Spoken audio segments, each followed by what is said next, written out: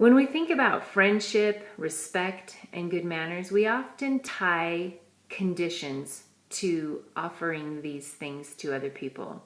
In other words, we decide if they earn it, then we will reciprocate.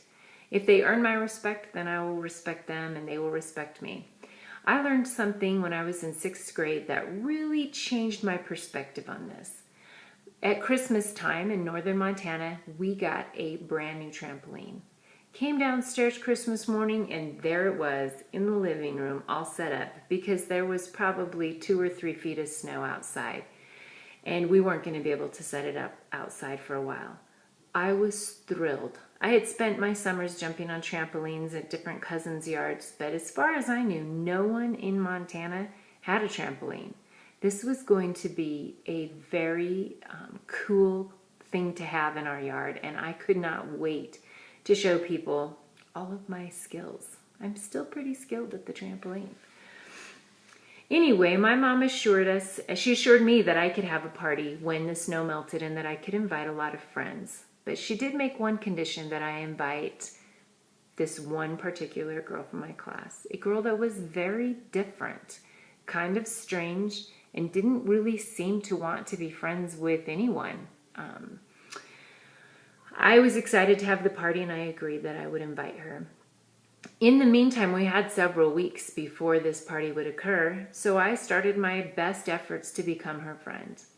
I would sit next to her at lunch and she would scooch away, giving me a sideways glance. I would ask her to walk with me and my friends to hang out at recess. Totally disregarded that I'd even talked to her. We were partners for a project in class, and really, I don't think she looked up or spoke to me one time. It was driving me crazy. I felt like I was working so hard to be her friend and that she just did not want to be my friend. She wasn't interested, and almost as if she felt like I couldn't take a hint. So I told my mom that it maybe wasn't a good idea to invite her because she really didn't like me. And my mom said, "Becky, friendship is free. You can give it away even if it doesn't come back at you. So we're going to invite her and we'll see if she comes." And we did. We invited her and she came. She didn't jump on the trampoline. She didn't really associate with any of the girls at the party. She walked around the yard with the chickens and my dog and just kind of did her own thing. It seemed a little silly that I had invited her. But I learned that there was one person that it really mattered to. At the end of my party, when her mother came to pick her up, her mom found me, and her mom had tears in her eyes. She gave me a big hug, and I had never met this lady before. And she said, "Thank you for inviting her to your party.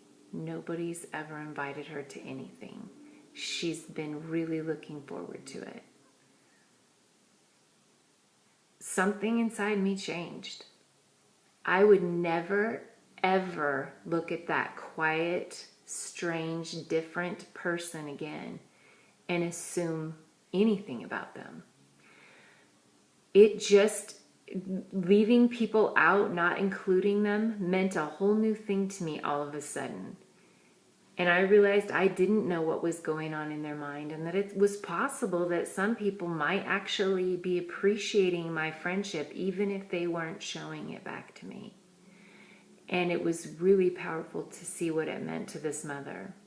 I think it was one of the driving forces that put me into this field of mental health, wanting to be that voice and to see those connections made. Wanting to encourage people not to put all these conditions on who they will choose to be kind to or offer their respect or friendship to. It really was a game changer for me. And as an adult, when I see children at the schools and they're playing together and they're being nice to the friends that are nice back to them, that's great. I like that.